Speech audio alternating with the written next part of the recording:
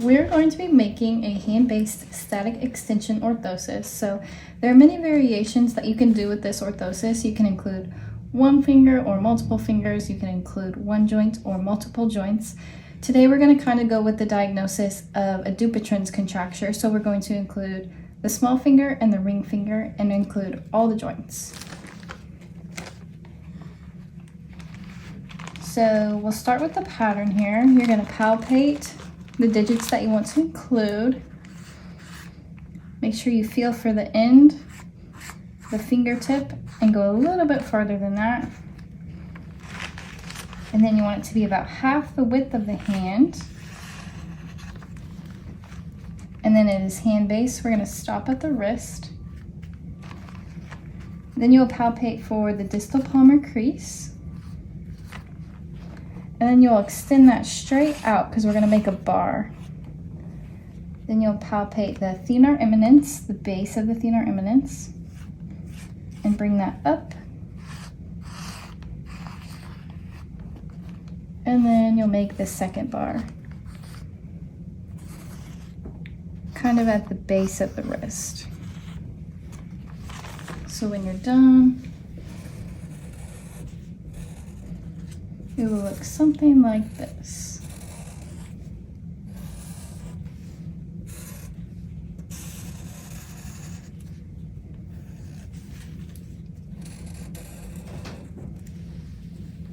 When the material is ready, you'll apply it volarly. You want to position the orthosis above the affected digits.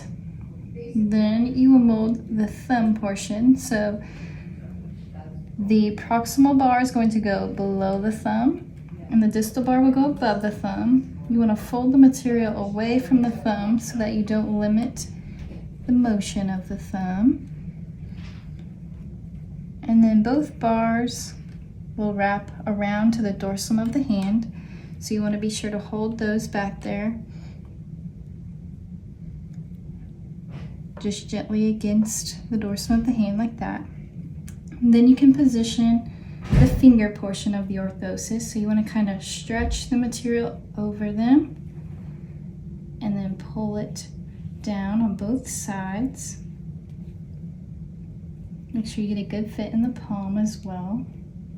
You want to position the included digits in extension.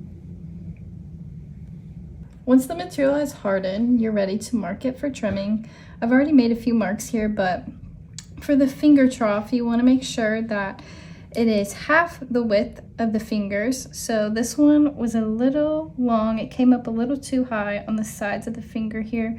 So I'm going to knock some of that off, and then I'm going to extend that down here just so that it's not limiting motion of the adjacent fingers. Then at the fingertip, it was a little long, so I'm going to knock some of that off. Then on the ulnar side here, same thing, half the width of the finger. And then at the wrist, you want to make sure that the wrist is free. If it wasn't, you would want to trim that as well. Here's the orthosis after trimming. So I went in and trimmed this corner and then the sides of the finger trough.